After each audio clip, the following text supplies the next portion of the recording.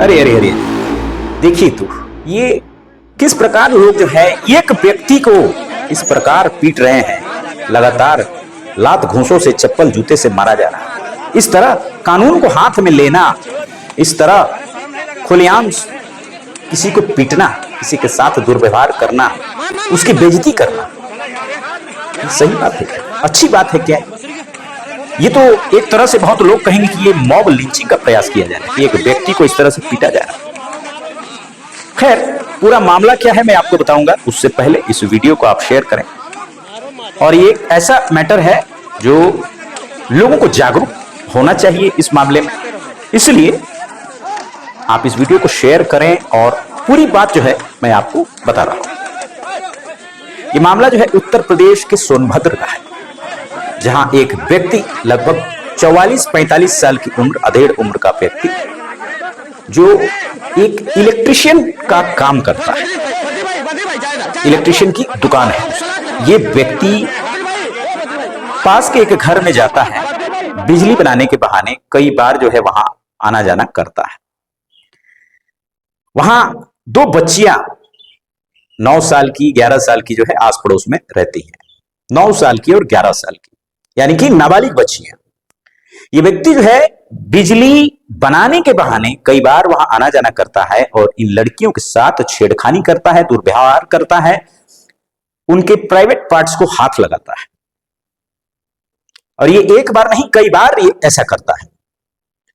जब ये लड़कियां, ये बच्चियां अपने स्कूल में गुड टच और बैड टच के बारे में जानकारी ले रही होती हैं, इनकी टीचर जब उन्हें बताती हैं कि गुड टच और बैड टच क्या होता है, कहां छूने से बैड टच कहा जाता है, किस प्रकार छूने से उसे गुड टच कहा जाता है, इस चीज का जब आभास इन बच्चियों को कराया जाता है तो ये रोने लगती है।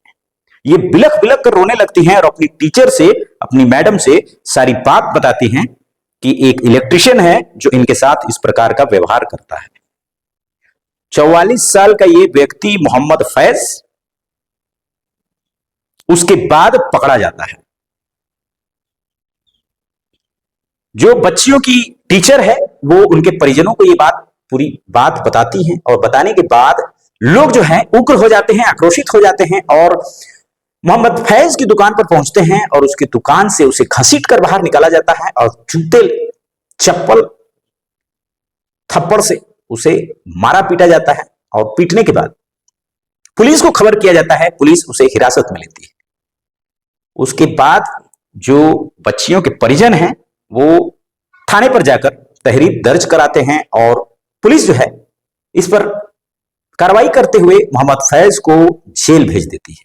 इस पर पुलिस का कहना है कि पुलिस फास्ट ट्रैक कोर्ट में इस मामले की सुनवाई करवाने के लिए तत्पर है। पहले आपने जो वीडियो में देखा कि एक व्यक्ति के साथ मारपीट हो रही है, आपको लगा होगा कि ये तो गलत है, लेकिन कोई चीज सही है या गलत है उसका फैसला आप तभी कर सकते हैं जब आप ये जानें कि ऐसा करने का कारण क्या है। बच्चियों के साथ कोई ऐसा करे तो मुझे नहीं लगता किसी मां बाप से बर्दाश्त होगा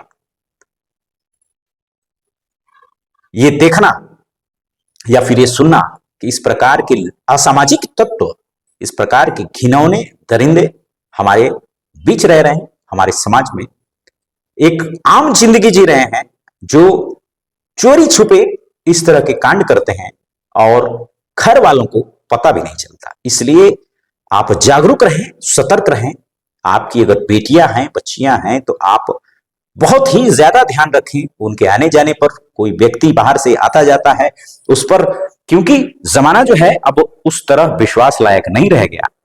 और मोहम्मद फैज जिसका नाम है, ये आप तो नाम से समझ गए होंगे कि इनकी मंशा क्या है, इनका उद्देश्य क्या है, इस देश में हिंदुओं के प्रति कैसी सोच रखी जाती है,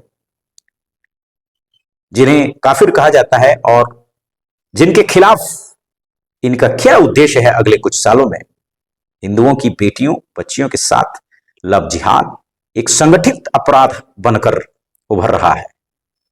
छांगुर बाबा का जो पूरा कहानी है ये आपने सुनी होगी, किस प्रकार से बेटियों के लिए, बच्चियों के लिए 10 लाख, 12 लाख, 16 लाख रुपए विभिन्न जातियों के लड़कियों के लिए, नाबालिग लड़कियों के लिए तय किया गया है। ये आपने पूरी कहानी आपने सुनी होगी, आपने पूरी स्टोरी आपने देखी होगी विभिन्न चैनल पर। इसलिए जरूरी है कि आप सतर्क रहें, सावधान रहें, और इस प्रकार की घटनाएं अगर होती हैं तो चुप रहना बिल्कुल भी इसका उपाय नहीं है। बदनामी के डर से चुप रहना बिल्कुल भी इसका उपाय नहीं। आप चुप रहेंगे तो घटना किसी और के साथ घटेगी, और शायद उस घटना में दरिंदगी जो है वो अपनी हद पार कर जाएगी। छोटी घटनाएं अगर होती हैं छेड़छाड़ से लेकर भी, तो उसको तुरंत आप छोटी ना समझकर गंभीर रूप से उस पर एक्शन लें, कार्रवाई करें, ऐसे लोगों को जेल भेजें। वरना ये आदत जो है छोटी छोटी घटनाएं, छोटी मोटी छेड़खानी करने की, ऐसे लोग आगे चलकर किसी की बलात्कार कर देंगे, किसी का रेप कर देंगे, और अपने कुकर्म को छुपाने के लिए ऐसे बच्चियों की हत्या भी कर देंगे।